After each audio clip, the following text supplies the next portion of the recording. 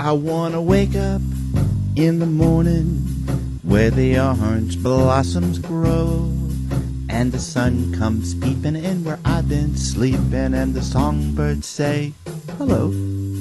I love the fresh air and the sunshine. It's good for us, you know. I'm Arthur Oles, Arthur Fane Oles, nicknamed Buzz. My dad's are Tom Oles from the city of Clearwater, and my mother is the Sumner family of our brand Sumner, descended from Robert L. Sumner, Reverend Robert L. Sumner, that was known quite well in Pinellas County. My dad's side of the family is from the Oles family and also the McMullen family. And this is my father, Tom Oles. Hi, I'm Tom Oles. This is my oldest son, Buzz. I have another son named Jeff that lives in Newport Richey and a daughter named Janet that lives here in Palm Harbor. I was born in Morton Plant Hospital in 1931. My father was born in Clearwater. His birth certificate was sent from Clearwater Harbor in 1902.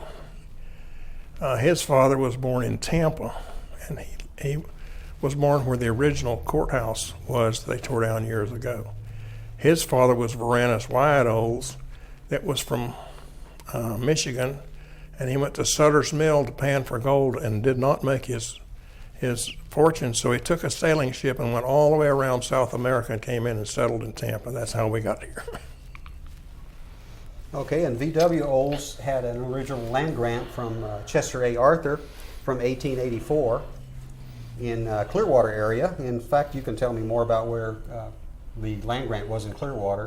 You know the area. Yeah, his name was Varanus Wyatt Oles, and he homesteaded 240 acres, which was a section of land at the corner of Betty Lane and Drew Street, where the golf course is. When he homesteaded, he built a cabin on the south side of Drew Street and found out it wasn't on his property, so he had to go back and get additional grant for the property where his cabin was. My grandfather lived there as a child, and they said that they did not have windows at that time. They had shutters, and even in the summertime it was hot. They had to close the shutters on the cabin because Black Panthers would come in there. My grandfather Oles got some of the property. He owned the property where the General Telephone building is, and he bought a horse and used the property for $25 for collateral, and he kept the horse and gave him the property. So if they'd held on all our property, we'd be rich people, but we're not. And his grandmother was a McMullen, who were original pioneers of this county. We're kin to James P. McMullen, was a captain in the cow cavalry, they called it, where they took cattle from this area and drove them up to Savannah to feed the Southern Army during the Civil War. We have a copy of his group of men that he had from all over the area that he was captain of when he ran that army. We also have his pistol here from the Civil War that he carried during the Civil War. It's strangely enough, he was in the Army, but it's a Navy 36 caliber revolver.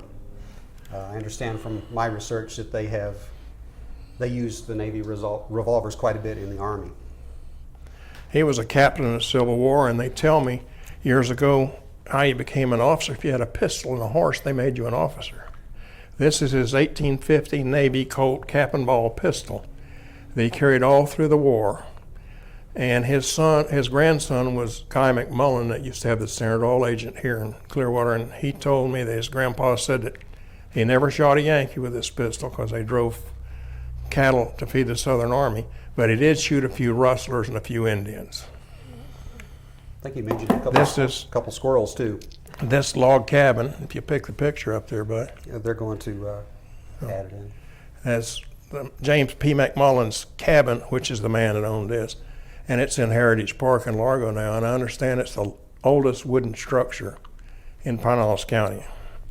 My great-grandmother, Georgia, was born in that log cabin when it was out on Coachman Road.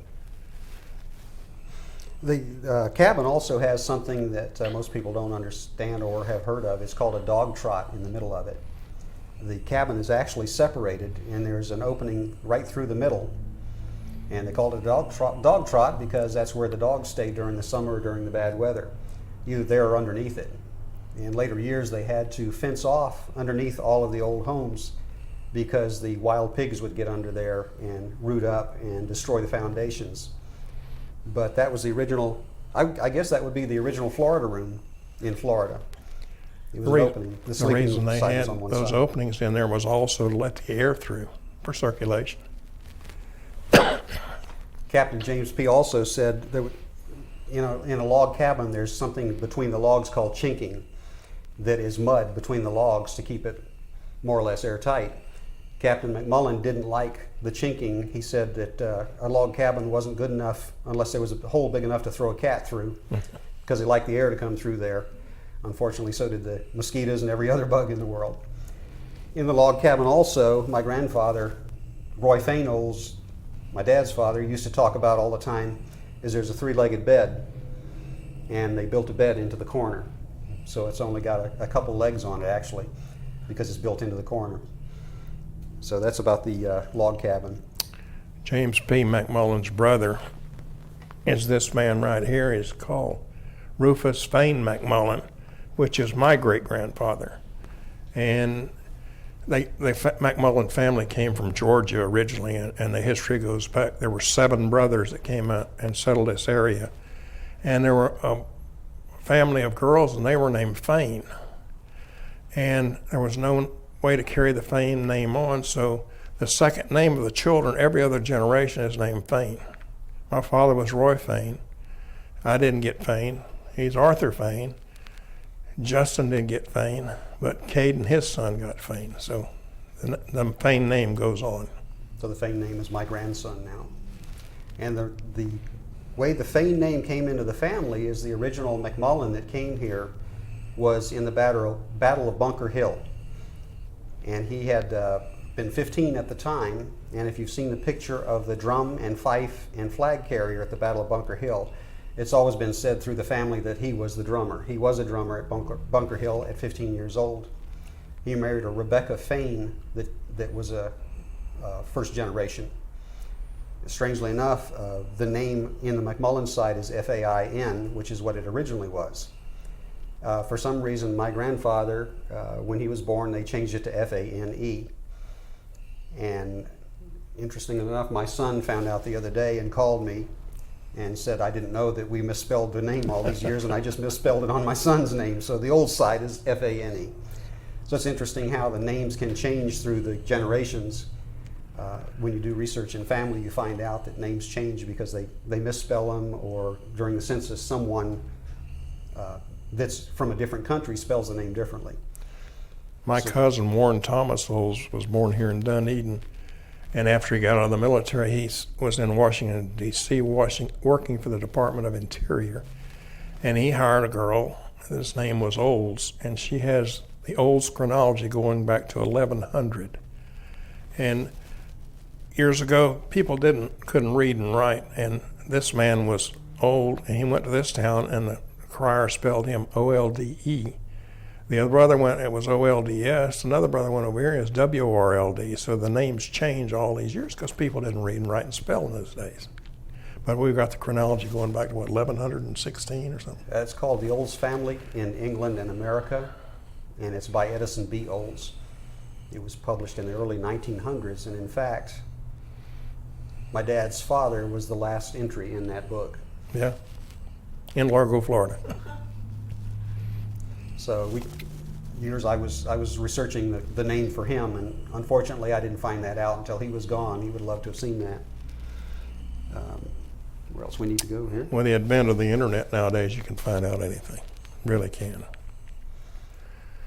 Let's see, some of the people in the James P. McMullen group during the Civil War are well known to this area, including there were Whitehurst. George Whitehurst was one of his first lieutenants. Levi Whitehurst was a second lieutenant. These are all from this area. Youngbloods, Booths, Taylors. Bidens, Taylors, Brownlow, Campbell. I'm trying to remember most people that are from Palm Arbor area. This was Captain McMullen's troop. He had 60 people in his troop in the Second World War. And they had first lieutenants, second lieutenants, and third lieutenants. They had first sergeants, second sergeants, and third sergeants. It's all in this letter here. We're jumping around a bit, but what they did during the Civil War, there weren't many battles in Florida. There were a few, but this group was called the Cow Cavalry from Pinellas County, and their job was to round up cattle in this area. The cattle back then, up until the 20s, were free roaming. So basically, the towns would fence themselves in and the cattle out. So the cattle weren't in the fence, they were outside the fence, and the town was inside the fence. The cow cavalry would have to go on a cow hunt every year and round up cattle. And they would have to be very careful because the ones that had calves, they called it mammying up the calves. You had to figure out which calf went with which cow, or you could get shot on the open range for stealing somebody's cow or calf. This is how boot ranch got started. I think in 1937 they had fence laws that started in Florida and Pinellas County. Before that, when I was a child, everybody had a cow, and they milked your cow. And they had a fence law, and people couldn't afford to buy fences, so they started a county pasture, which is where the boot was. Jesse Boyd was Al's father, became the caretaker of the county cattle, and Al worked with him. And you would go on shares. If you had a cow, you would go up there, and they would milk the cow, and you get half the milk, and they'd get half of it. Well, when the cow went dry, you wouldn't get anything, so they gave him the cow. That's how boot ranch got started. It got bigger and bigger and bigger. Jesse Boyd peddled meat on a wagon, and we got some pictures where he peddled meat all around Palm Harbor and sold it. He had to butcher it and sell it that day because you had no refrigeration. Al is a boy, Alfred Boyd, which my wife's mother married in later years. Went to school with her. She was a Hazel Smith from Clearwater. Her parents had Green Brothers Transfer and Storage on Drew Street in Clearwater for years. But she and Al went to school together, and then Al went off the Army and came back and divorced his wife. In later years, Hazel and Al got married. And that's how we got tied in with Boot Ranch. We have some pictures of the original barn, the Noxum. Oxen. Lois Noxum was is not a caretaker, ranch foreman, I guess she was. Right. And she lived in this house next to the barn. It's called the Oxman House. And then next to that, Al built his new, I think he had 14-room home. And they moved into it. I said, Al, you have a 15-room home. He said, do not. I said, yeah, you do. We count him. And he had 15 instead of 14 because he forgot to count one room. But it was on the south end of Lake Tarpon, and you could see that every room in the house you could see out to the lake. They really enjoyed it. They had a party house there where Al pioneered Brahman Cattle and shipped it all over the world. And he had people come in and buy cattle there, and the Batista family from South America gave him a bull that's in some of these pictures on the mantle in the party house.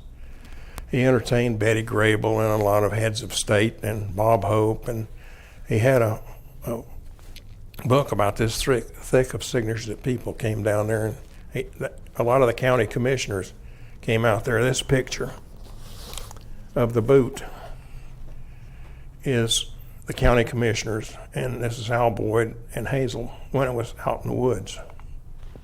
The boot is now down in Boot Ranch Shopping Center. It looks awful small.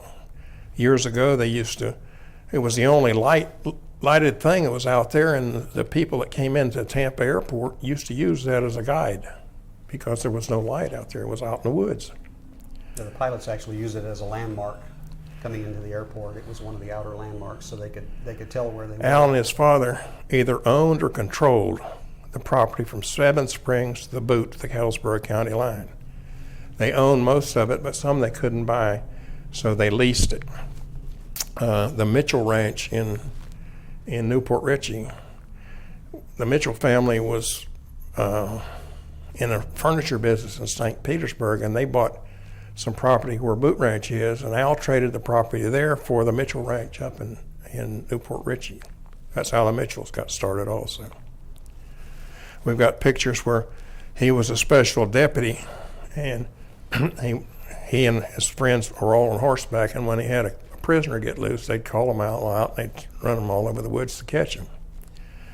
Years ago, they had a place in Tarpon Springs where the wild animals were, and some of the monkeys got loose and ran out in the woods, and they got up in the trees down there, and they dropped down on a cattle and grab them by the mane and ride them till a cow would die from a broken heart.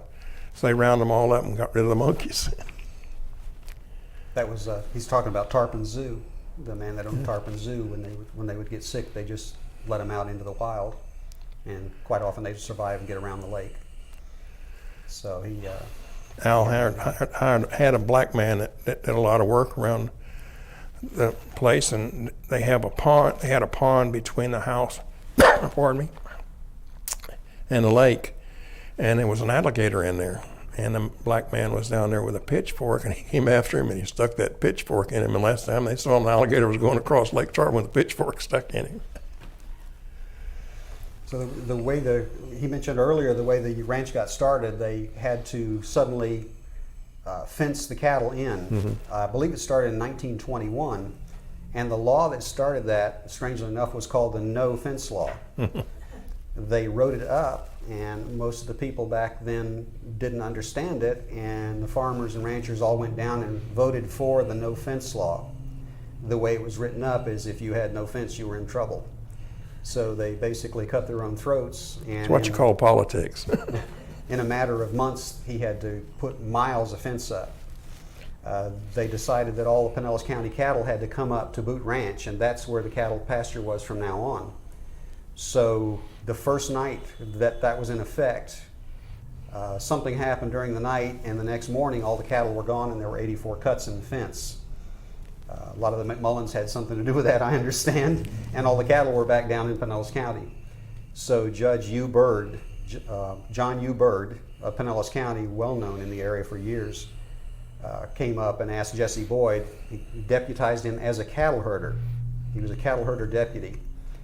And he said, I need you to defend this fence.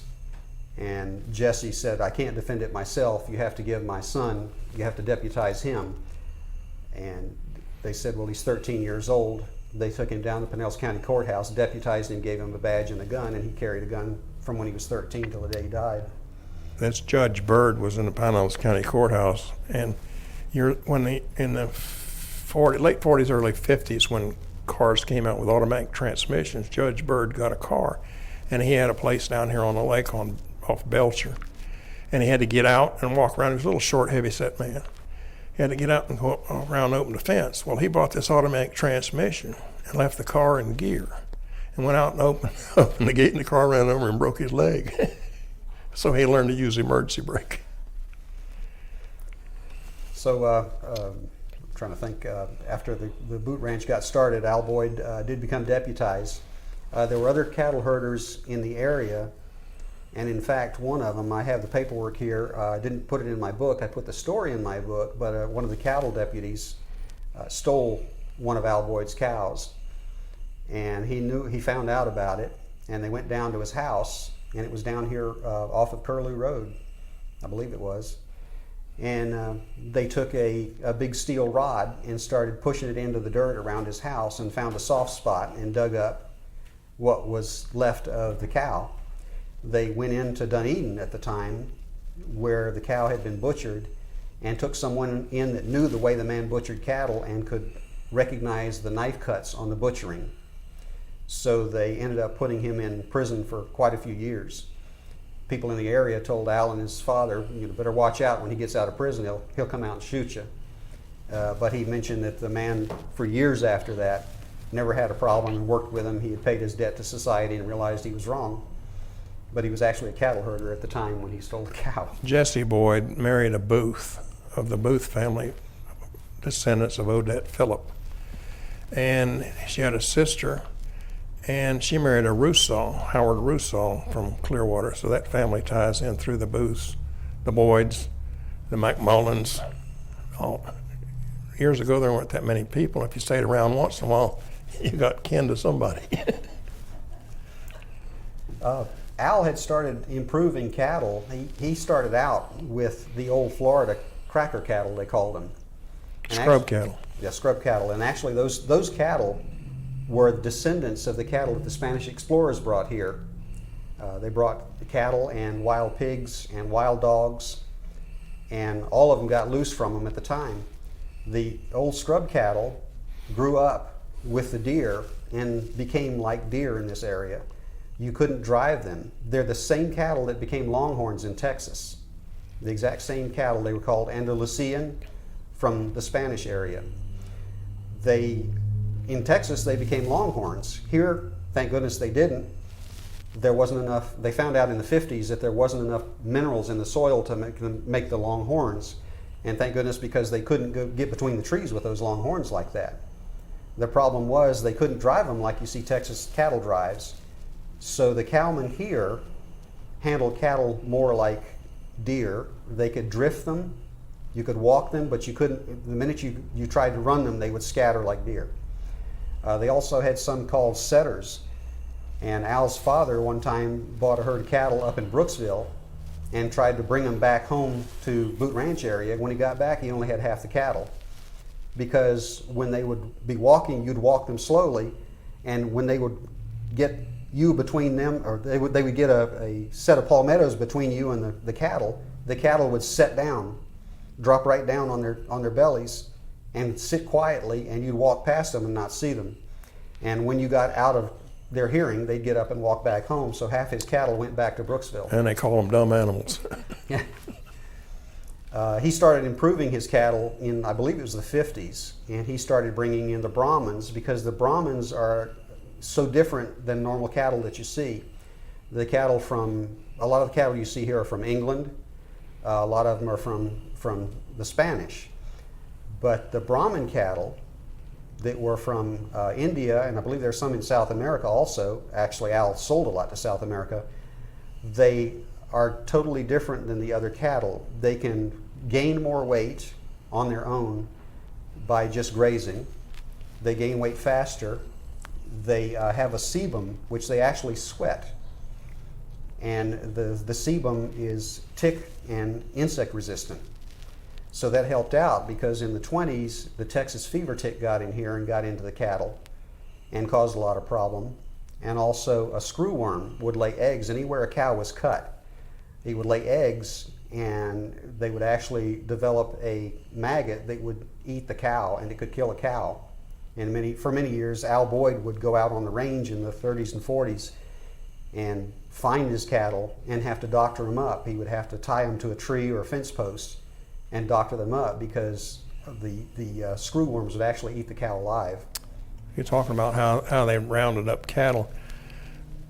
They rounded up cattle with a bull whip. They drove it through the things. And the reason people in Florida call Florida crackers is because years and years ago, everybody would be driving cattle, and they'd crack that whip like this. And if you've ever been in the pine forest, it echoes, and they could be 5 miles away, and it would echo through that pine forest, and you could hear them coming. So they say, here come the crackers. That's why we're Florida crackers. And in fact, on his way home at night, Al would be on what is now East Lake Road. He would stop at Brooker Creek, and his mother's house was on Curlew Road, and he would crack that whip at Brooker Creek, and she could hear him coming, and she would start supper, knowing he was on his way home. And he told me many times that what they finally figured out is actually the pine trees would pick up that sound and reverberate it through. And just continue it up to 5 miles. These guys could take an 18-foot bull whip, and I tried this one time and whipped myself. I can do about a 6-foot, but an 18-footer is something to handle. Al dragged a 12-foot whip for quite a few years. They would carry a 12-foot whip because it was easy to use on a horse. And he had me run one time from him, and he cracked that whip past me and wrapped it around me and stopped me from running. It's a scary sound because it sounds like a shotgun going off when it goes past you, and it wrapped around me without hurting me at all. But there's a cracker on the end of that whip that is rawhide, or Indian tan leather, and it's about a 1/2 inch wide. And if they needed to, they had some bulls that could really hurt you. Some of the old cracker cattle were just, he called them stupid. And basically the reason they were stupid is because you would hurt them to stop them from hurting you, and it wouldn't affect them. They'd still come after you. And he's had cattle that, bulls mostly, that got aggressive, and he's had to call other cowboys, and they'd get 2 or 3 whips with cowboys, and they'd crack the whips and actually hit the animal. It sounds bad in these days, but in those days it was you or them. And they would actually sting the animal, and the whip would take the hide off the animal, the width of the cracker, because that crack of that sound that you hear is the end of the whip cracking the sound barrier. And he would have to, he said that he made the bull dance, and that every time it would jump up, when it hit the ground, they'd pull a whip down. That's what they would call it, pulling a whip down on the cow, on the bull. And they'd pull the whip down on it. Every time it hit the ground, it would jump up again. And he said after about 20 or 30 times of that, his words said the bull got religion, and when he came back, he would mind them a little bit better. Some of the history of Palm Harbor here, years and years ago, they had a college here, and I think it was called Southern College. And eventually it moved out and went to Lakeland and became Florida Southern. My wife's aunt, which is Reverend Robert L. Sumner, was a Methodist circuit riding minister from Dade City. He was born in Boyette, Florida. What was I talking about? I lost my train of thought. Robert L. Sumner and Southern College. Oh yeah, Southern College went to Lakeland, and Robert L. Sumner's daughter, Oween Sumner, graduated, I think, in 1921, and she got her first assignment was at school in Newport Richey, but she never went there. She went over and worked in the library at Florida Southern, and she became head librarian, and she was head librarian for about 35 years, and she finally retired there. She was a Southern belle that talked like this. She said, you know, when you go down the road yonder ways, when it goes like this. But she really was a Southern belle. And my mother's father was actually he was known as Bill Sumner in the area. His name was Maurice Orion Sumner. He went to Southern College, and he, from what I understand, he was known as the Pinellas Kid. He was a boxer, and he was only about 5'3". And they evidently did a lot of boxing, and he worked for Green Brothers, which was interesting because both sides of the family owned Green Brothers. Both my mother's side of the family and my father's side of the family were involved in Green Brothers. And I know they talked about one day when he backed a huge semi-truck in, they watched him back it in between 2 buildings, had about 6 inches on each side, and he pulled it back in there, and everybody stopped to watch him. And when he got out, they said he just kept getting down out of that truck because he was 5'3". He just didn't quit getting down until he got out. Show you how families get together. I married my wife in 1952. We were related by marriage before we got married. Her grandmother's brother married my dad's sister. So we're related by marriage. Her grandparents on that side were from England, and they came into Ellis Island. Buzz pulled up their entry into Ellis Island. But her grandmother was Ethel Green, and she married a Smith. I lost my train of thought again. And your aunt married her brother. Oh yeah. But I have to have a chart. show you how people get tied up around here. But we're all right. We're kissing cousins. In researching family history, you'll find that in the older days that a lot of people married cousins, or a lot of families were mixed in with a certain area because that's all that was available to them. So even in this area, you'll hear Whitehurst and Brownlows and Smiths and Sumners, and all these will have other people in the same family with the same names. They'll come up again and again. My wife's grandmother was born in India. Her father was in the British Army, and they had 2 boys, Ernest and Ivan Green, that owned Green Brothers Transfer, were in the military in India, and she had cholera, and she watched them dig their grave, but she got out of it and came through it all right. But they had punkawallas in those days. They didn't have fans. And a punkawalla is an Indian, and they'd tie a string to his foot, and they had big fans, big palm fans that blew back and forth. And she remembers the punkawallas, and some good stories come through that side of the family too. But my wife tells everybody her grandma was born in India, and they look at her and she just knows they were British descent. Next, you're up. I'd like to know about Safety Harbor connections to Odette Philippi. Okay, yeah. I don't remember a lot about owls. I'd have to research some, but I realize that Al Boyd, the Boyd family, married into the Booth and also to the Odette. I think the Booths married into the Odette Philippi family also. Yeah, the Booths of McMullen Booth Road were the original people. And Odette Phillip, I think, was the first white child born in the peninsula. And his father was Napoleon's surgeon. And they introduced grapefruit into the area too. The original grapefruit, there are some around. I have found them. Were called shaddocks. About this big. There's some here in Palm Harbor. I see still this big a grapefruit. Yeah, they're the size of a basketball. I have tried one. Al Boyd, I know, said that they didn't exist for long because they were low quality grapefruit, is what he called them. They get so heavy they'd split open, and when they hit the ground they blow open. Yeah, They also had satsumas, which was a cross between a tangerine, a tangelo, and an orange, which was a real sweet fruit.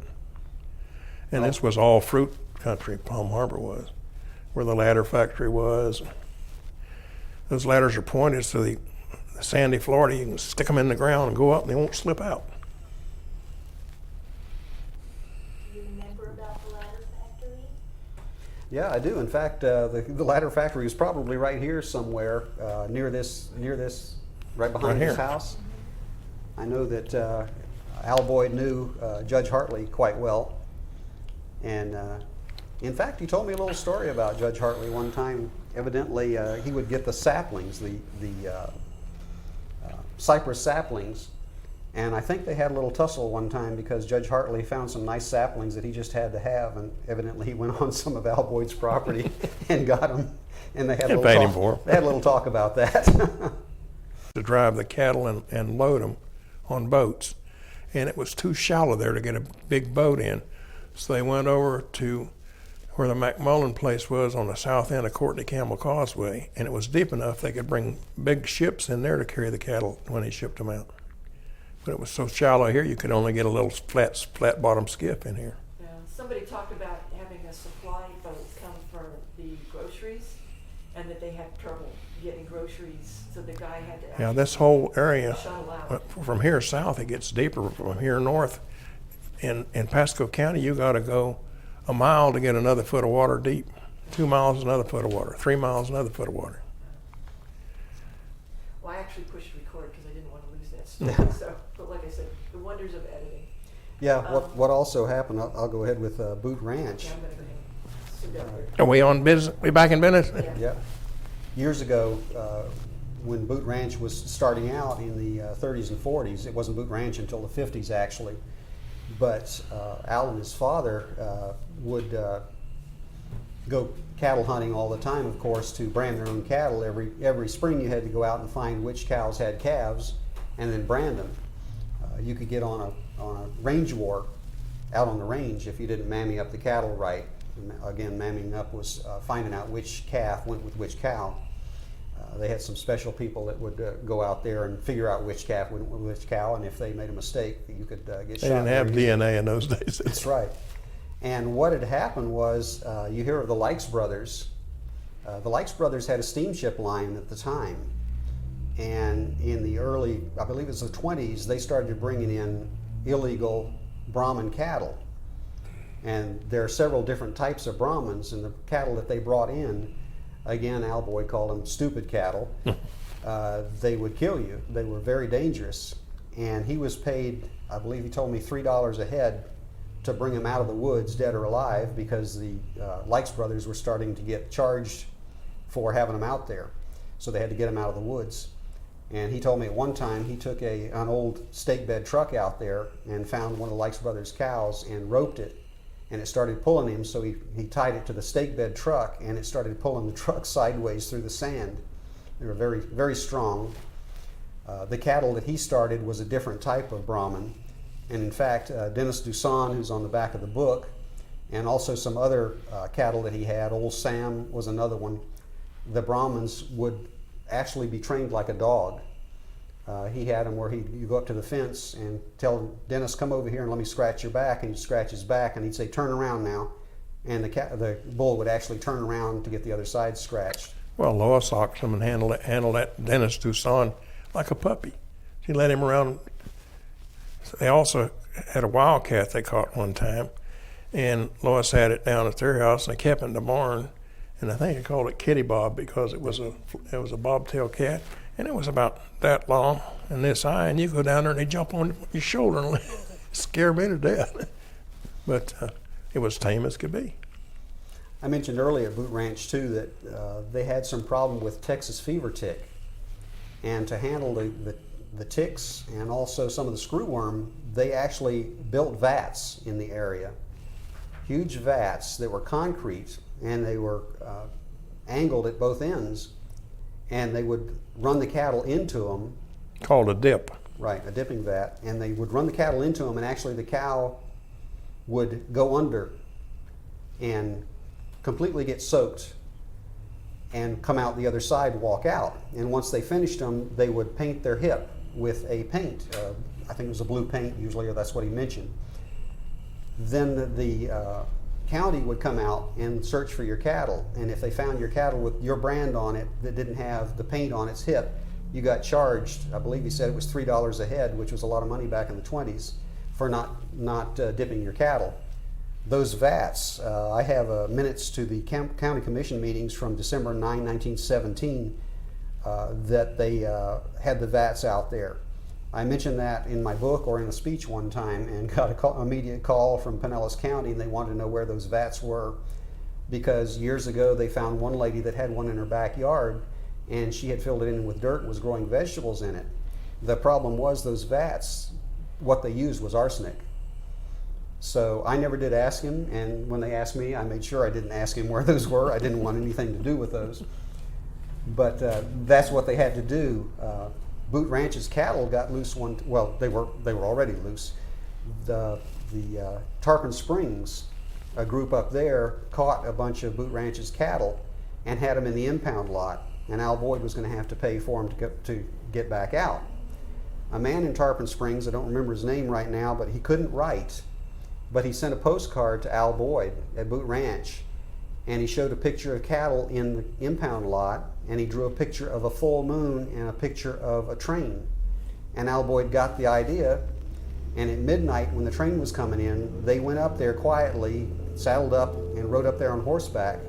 And when the train blew the whistle, the cattlemen all ran at the fence, slapping their slickers. Slicker's a raincoat, and they would slap the side of their slicker and scared the cattle. And Al Boyd said that one of his bulls brought the gate home on his horns almost all the way back to Boot Ranch, and he didn't have to pay anything for the cattle to get out that time. Nobody understood why the cattle got scared that night outside of the Boyds. Some of the things that installation of cattle dipping vats I've got from commission meetings in 1917. C.B. McMullen was one of the state association that made sure that the cattle vats were there to eradicate the ticks. That was in 1917. They required 10 new vats at a cost of $850. So they said the cost was expected $90 each, so I don't know how they got $850. A lot of money in 1917. That was just one of the problems they had. I'm trying to see if I've got any other. There are quite a few things. Mention of the no fence law they started in 1917 was the no fence law that they started to try to get passed. They didn't really enforce it until the early 30s, did they? Right. And actually in the 50s, I believe they passed another law and made it even stronger. Up until that time, if you ran into a cow, and the cattle did not like these old Model Ts with their headlights, and they would attack them. And up until the fence laws came into effect, again, I said that the cattle were basically running wild. They were loose, and they would run a horn through the front end of the Model T.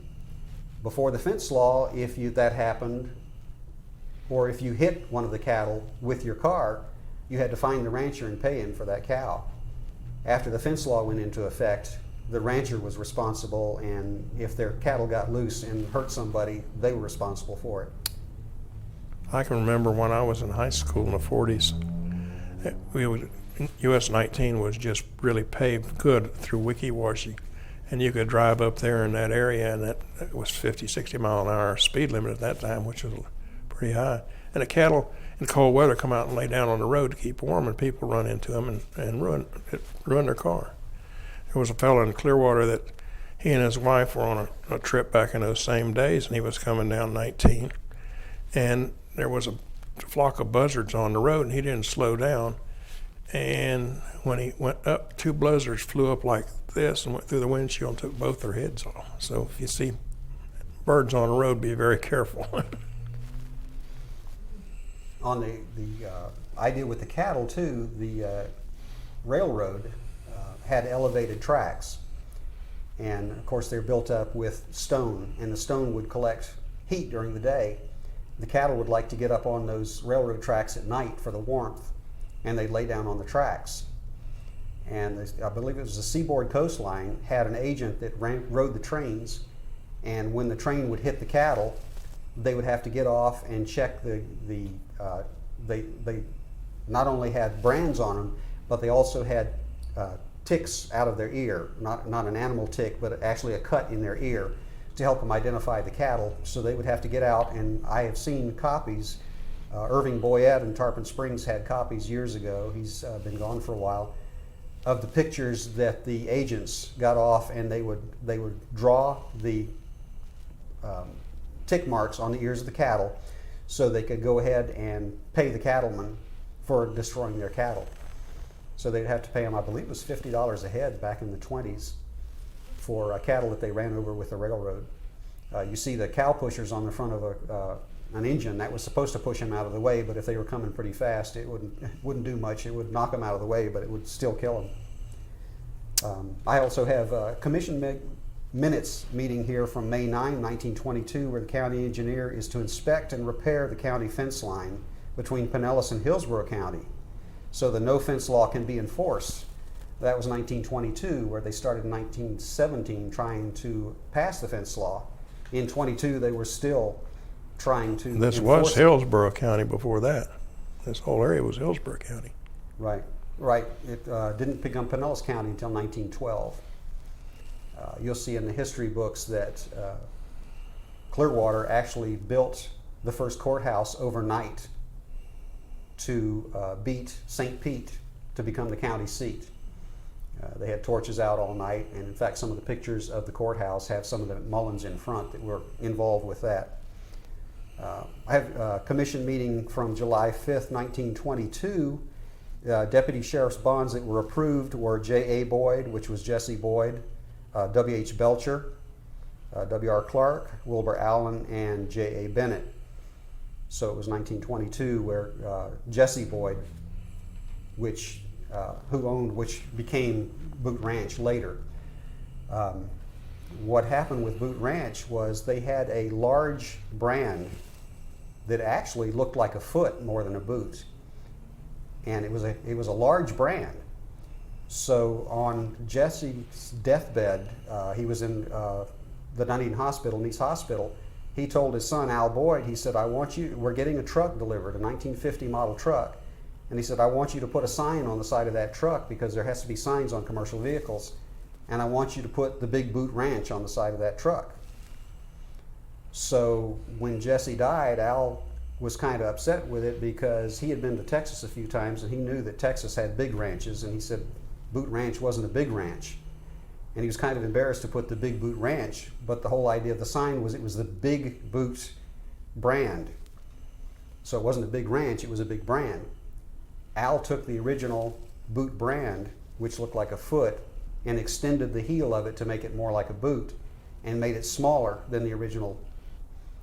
So when He cooked the cattle with those big brands. yeah, when he took possession of the ranch after his father's death, he changed it to Boot Ranch, and that's where the Boot brand became known. And later on, Boot Ranch became known all over the world, mostly in South America, because he sold a lot of cattle to South America. He was pretty smart. He sold you one cow and he got two. He shipped every female cow pregnant, so people got two cattle instead of one. And in fact, I didn't realize talking to him, but I read in some history books that he was part of the reason that there was a push for St. Pete Clearwater Airport. He shipped cattle from St. Pete Clearwater Airport, and I understand that was a big push. Strangely enough, the Olds family, I have information from them where they worked on the St. Pete Clearwater Airport under the WPA conservation. My grandfather, Claude Olds, worked there when they closed down after the Second World War, and he took bulldozers and dug great big holes and threw all the drills and drill presses and compressors and all equipment and buried it there, because if they put it on the market, flood the market, and ruin the price. They did the same thing in the South Sea Islands with ships. My father-in-law was in the army in Guadalcanal, I guess it was, and when the war was over, they took the vehicles that were on ships still had cosmoline on them. They just pushed them overboard. They took the others out and buried it out in the woods. That's what's going to happen in Iran. We got billions of dollars over there, and what are we going to do with it? Also with Boot Ranch, I'm trying to think where I was going with it.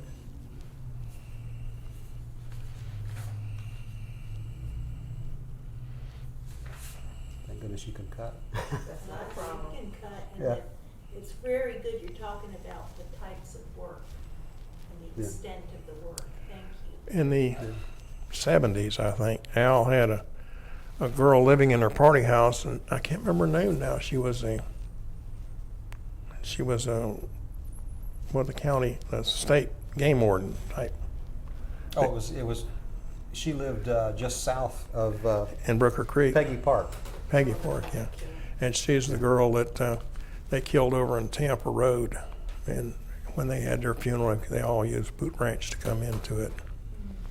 They actually used it. He had, I don't remember if it was 7 or 9 acres that he had left over in his compound there, and they actually used that to land the helicopters. It was to bring everybody in. 9 acres more or less, what he said. Yeah.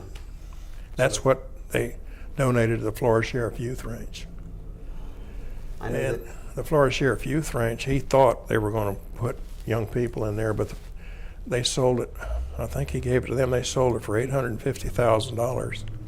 A builder went in there and tore down all the structures and sold it for $3.5 million. So money talks. I know when Al Boyd bought the area, Boot Ranch, he bought it started buying it in the 20s, and back in that time, in the 20s, mid to late 20s, we had a depression here. Actually started before the rest of the country in the 30s, and when people moved out, school teachers were taking just script for their pay. They didn't have any money, so they were taking script, and to get some money back into the county passed a law called the Murphy Act, where if you paid the county taxes on the property, you would get the property. So Al Boyd paid about $2.84 an acre for a lot of that property that Boot Ranch was on. You couldn't get anything for that now, as he would say. Al and I were sitting at Tarpon Woods Country Club when they first built it in the, I guess it was in the late mid-50s. And we had a drink. And he said, "You know what I paid for this property right here where we're sitting in 1937? I said, "No, sir." He said, "Less than these 2 drinks cost." He bought it for $3.50 an acre. But it was scrub land. Who wanted it? In fact, he told me several times that during the time he was buying all that the people in Dunedin said that Al Boyd is half crazy buying all that swamp land out there. And he ended up selling it in the early 70s for, I believe, $3.5 million. He had the chinch bugs eat up grass so bad. University of Florida came down there. He had Pangola hay. And Pangola hay, they baled it, and back in those days, you couldn't let it get wet because it would mildew. So if they cut it, they had to get it in the barn that night. But the chinch bugs started eating up their fields. They brought the University of Florida down here in the wintertime, and they dug down 7.5 feet and found chinch bugs. So these bugs that eat your lawn up go deep. And if you've ever seen them at night around a street light, they work at night, and they're great big bugs like this. Mole crickets, excuse me, not chinch bug. Mole crickets. The chinch bugs are little, and the mole crickets are big ones. I think what else? Tell us about your book, Mr. Buzz. Oh yeah, well, the book that I wrote, I for years I knew Al Boyd since I was, well, all my life. My grandmother actually went to Clearwater High School with him, so she knew him forever too. She ended up marrying him, I believe, in the 70s.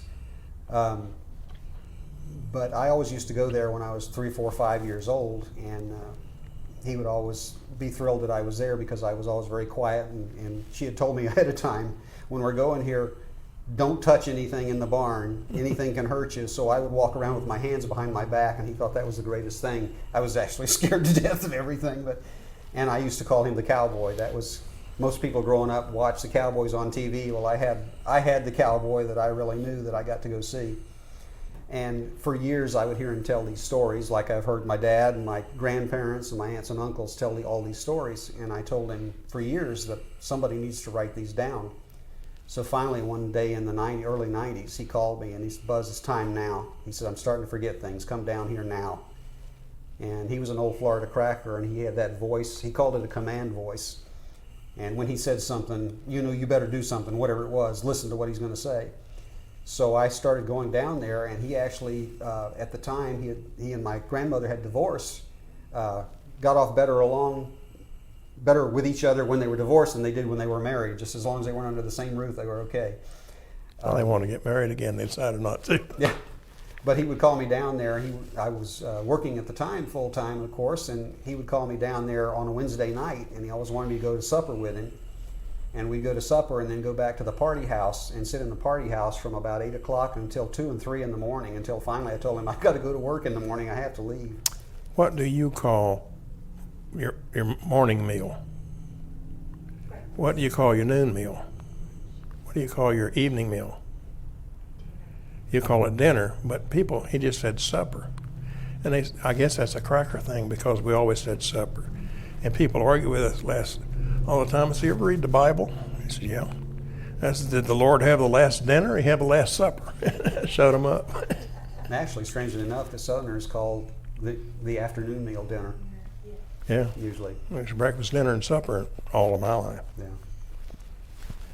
So, where was it? Okay, on the book, we spent about, I think, 3 years writing the book. I didn't have a computer at the time. They were just coming out with, it was computerized typewriters, and I wrote the book on a computerized typewriter that had a little, what they called a floppy disk. Ultimately, it was about that much memory. Yeah, it was only about 1.5 inches wide. So when I finished the book, we had a lady down in Palm Harbor that helped us. She had to retype the whole thing because it wouldn't convert over to a computer. So she rewrote it for us. Most of it, I have probably a stack of papers 1.5 feet, 2 feet high of the stories that I wrote. And quite often, he was aware of the people didn't understand some of the things that went on in the older days, and you couldn't really tell the true story. And some of the stories that I had written up, the way he told them, when he read them, he would strike them out and say, take that out, people won't understand that these days. Anybody that knew Mr. Boyd ever noticed that in later years he walked with a limp. When he was, I don't know how old he was, but he was fairly young, he was herding cattle, and the ranch went all the way into Pasco County. And he was herding cattle, and his horse stepped in a gopher hole, went down, and broke the horse's leg. He had to shoot the horse, and he laid there all night with a broken back. And he had pain so bad that I think it was Christmas or New Year's. Christmas, I guess, he came up to dinner and he says, "I'm feeling a lot better." I said, how come? He did acupuncture and he had 17 needles in his back and it killed the pain. So acupuncture goes back to old Chinese stuff, which is pretty good, I guess. I know I saw him one day. It was talk about a tough old cowboy. He was having pain one night when we were talking, and he went over and poured an 8-ounce glass of bourbon whiskey and drank the whole glass and never even got glassy-eyed. I guess it relieved his pain, but I was amazed that he was still on his feet after that, but he did fine after that. But on the book, we worked for years on it. We finally got it finished, and the book was delivered to the ranch. I still have some of the boxes. There's a couple hundred books left, and I still have some of the boxes that are addressed to A.D. Boyd at Boot Ranch. So they were delivered out there. He said, "Well, you need to deliver them out here because you're at work and you won't be home when they come, so you can go ahead and have them delivered here." He was thrilled. He did a lot of speeches all over the area, and quite often I spoke with him at some of the churches, and we sold a lot of the books right there at the churches for years. So he was quite thrilled with it. And actually the book, I wanted to name it about Boot Ranch, and he told me nobody cares about Boot Ranch. He was very, he didn't want to put it out that he was owner of Boot Ranch and that he was the big wheel. He wanted to be very quiet about it. So even that we had the book done and it didn't have a title on it. And finally he called me one night and he says, I want you to name it It's No Bull. And he said, because it's the truth. So it ended up being named It's No Bull, the true story of the taming of Northeast Pinellas County. And one night just before the book was finished printing, he called me again and he says, we need to put a picture of the bull on the back. So on the back you'll see a picture of the bull, Dennis Duson, that he bought from the east coast of Florida. That was the bull that made him famous all over South America, and he sold cattle way down there. Cattlemen can follow a line. Hazel and Al were vacationing out in Texas, one of the Longhorn Texas ranch, I think it was, which is miles and miles and miles and miles long. And Al's going down through there, and he stops and turns around and says, "What are you doing?" He said, "I got to go see where that bull came from." And he rode about 7 miles down. And it was a descendant of his bull. It was the same bloodline. He said, "That had to be my bull." They can evidently recognize some of them. That Dennis Duson that he bought was a very expensive bull. He went to an auction. I've forgotten the name of the ranch now, but he went to the auction, and this was the first bull that came up, and nobody was bidding. And the auctioneer said, "I'm going to sell this bull today." And he kept telling me the story because he was quite proud of it. He said several times, he said, "I'm going to sell this bull." And when the price came up, Al raised his hand very quickly, and the auctioneer slammed the gavel down right away and said, "Sold to Boot Ranch." And he said he had such a time trying to get that bull in, getting it off that property before somebody realized that he got that bull at such a good price. And he said the auction livened up after that because the man said he was going to sell it, and he sold it at a very low price. Still high price for the time, but it was a lot higher price bull. So he was quite proud of that. And he sold a lot of them all over South America. Always shipped the females pregnant. Yeah, bought one, got two.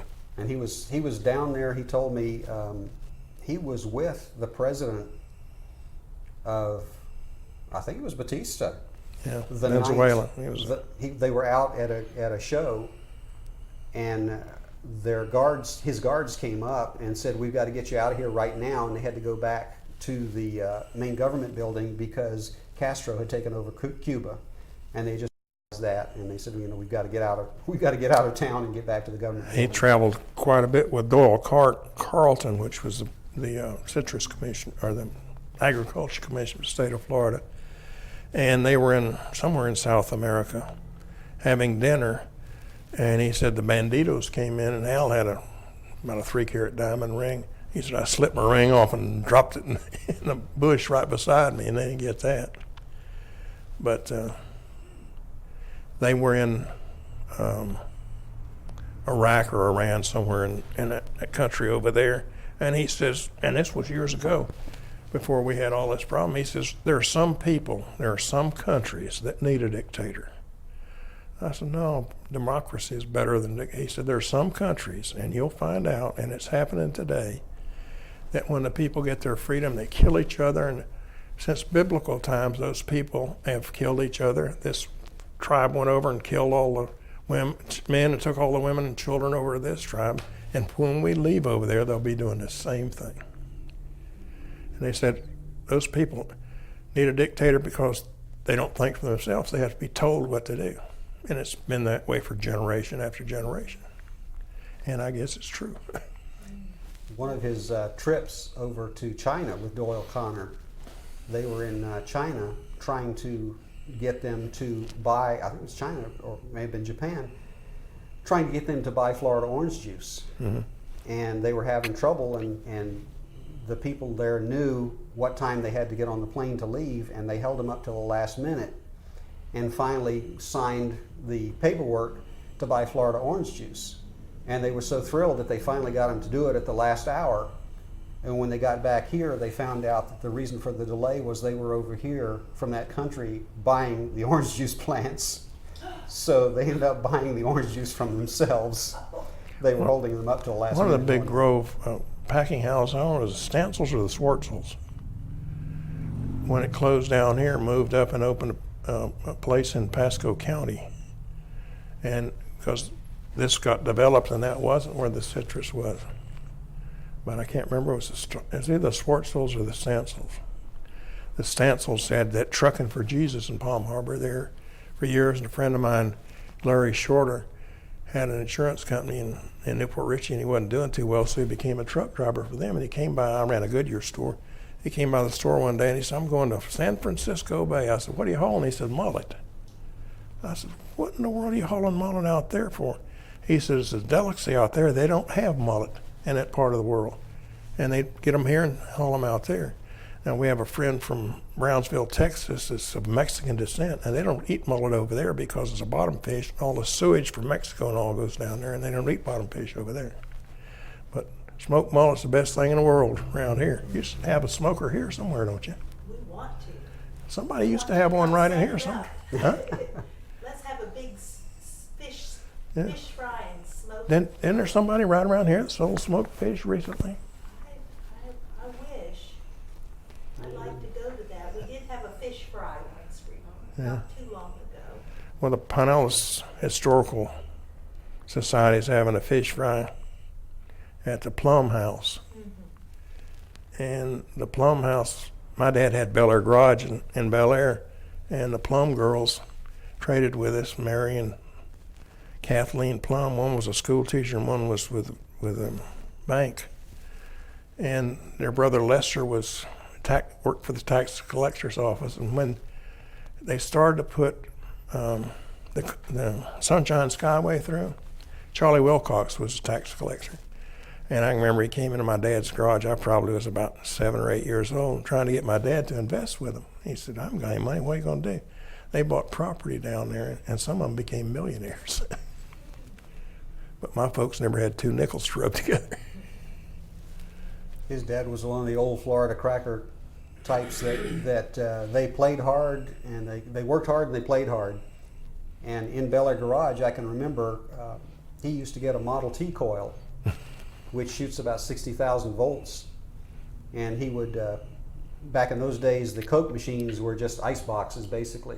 And he would hook that Model T coil up to that ice box, and when you put your hand in the water to get the Coke, he'd turn that thing on and get a kick out of you getting shocked.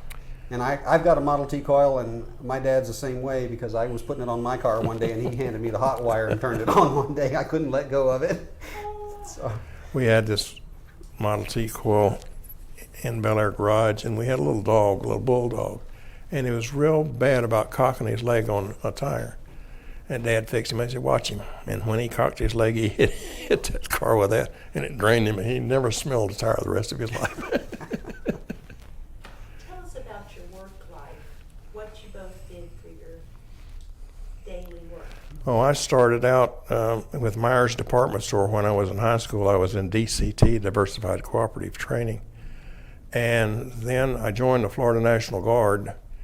And we didn't have a motor storage building or an armory at that time. They were meeting in a courthouse, Pinellas County Courthouse. And we got the property out in North Clearwater. We built a motor storage building. And then the Army, George Hunt was company commander at GE Hunt Construction. And that travertine rock that's on the front of that place my dad had in an old orange grove, and he took the travertine rock down there, was going to build a rock house, and he never did, so he gave it to him, and it's in the front of the National Guard Armory. And I was full-time National Guard. We had a detachment in Tarpon Springs, and we met in the old American Legion building in the basement. And the military wanted to build an armory in Tarpon Springs, but the tight people in Tarpon Springs were a tight clannish punch, and they didn't want to, so they wouldn't donate the properties. They pulled the unit out and sent it to Clearwater. And I have a picture here of the Company K. What year is that? 1952. National Guard unit, June 26, 1952. Company National Guard Company K. We're Company K of the 3rd Battalion, which is St. Petersburg, 211th Infantry Regiment, and the 51st Infantry Division. But there's a lot of boys from Palm Harbor in here. And the Hamricks of the Hamrick Lumber Company, and George Hunt, and just a lot of old Florida crackers. I understand coming back from bivouac one time, the train would stop in Tarpon Springs and then continue on to Clearwater. And my mother wanted to see him sooner, so she drove up. He was about this high. She drove up to Tarpon Springs to meet the train. He didn't know she was coming. And in this picture also, his brother and his brother-in-law were both officers, and he was a sergeant. And the train started pulling out of Tarpon Springs, and they saw my mother and I standing out there, and they ordered him off the train at 30 miles an hour. I jumped off the train.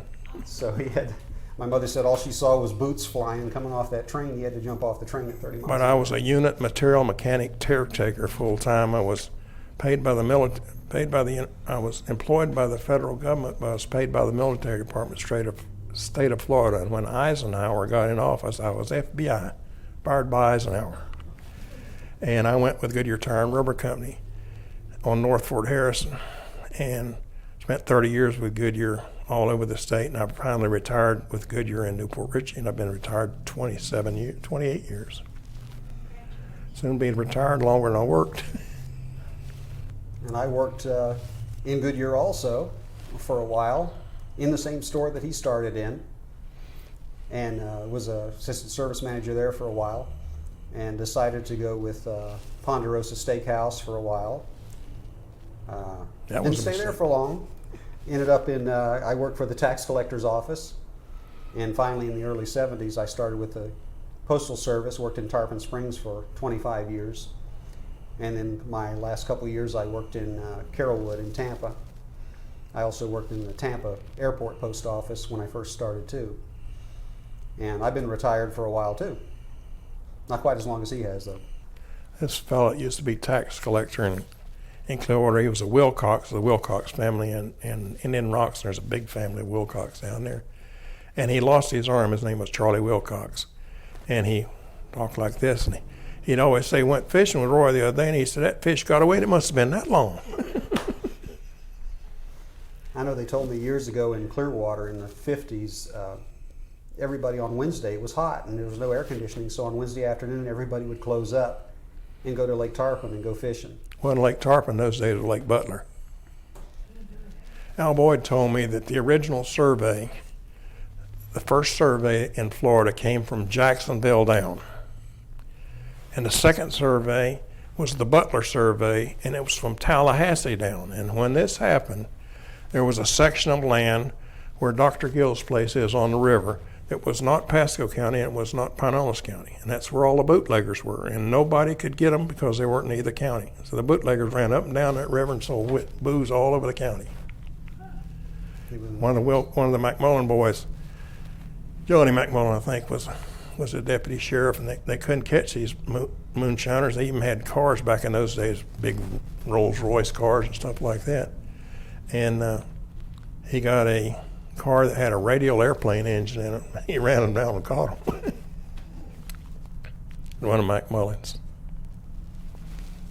Anything else? You got any I idea? know, I'm just wondering if you had it all to do again, would you still spend your time here in Pinellas Oh, County? sure.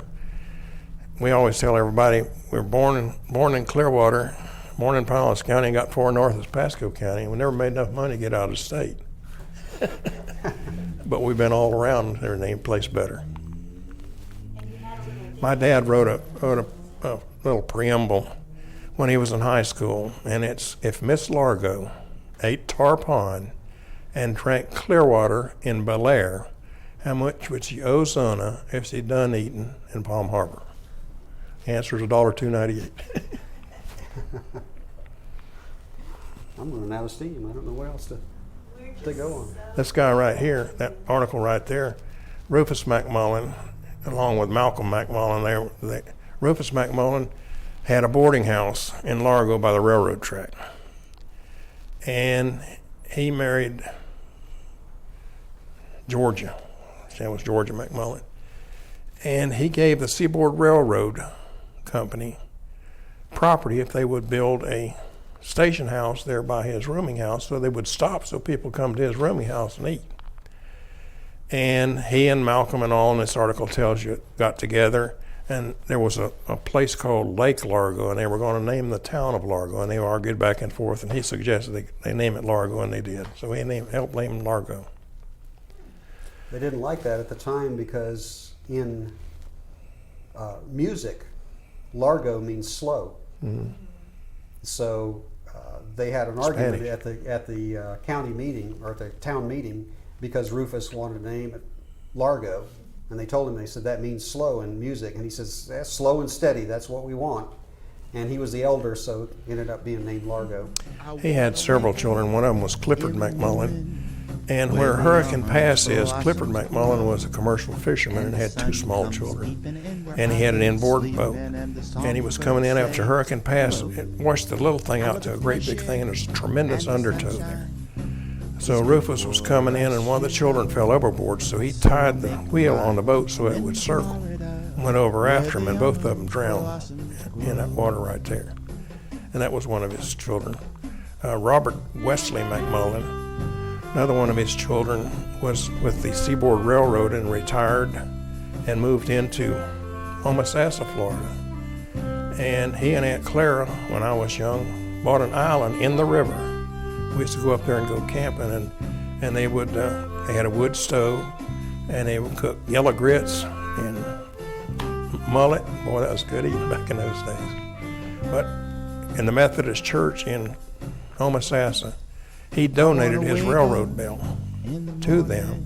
And about 3 years ago, they tore that church down and moved to another church and took the bell with them. And one of his daughters was Margaret McMullen, that married a Geiselman, and he owned the recap store behind the Clearwater Post Office. And the other daughter was married to a man named Jim Lovell, and he was a farmer, and he backed up to a muck place down in Largo, and he planted a garden in there. He grew watermelons that long in that big old black muck. And I guess that's all the children they had, wasn't it? I wanted to down the Kentucky like I did. We sort of enjoy talking about old times. I'll make my home in Florida, where the orange blossoms grow. We appreciate it. Yeah, enjoyed it. I want to wake up in the morning where the orange blossoms grow, and the sun comes peeping in where I've been sleeping, and the songbirds say hello. I'll buy some mouse ears from Mr. Mickey Mouse like I did so long ago, and I'll make my home in Florida where the orange blossoms grow.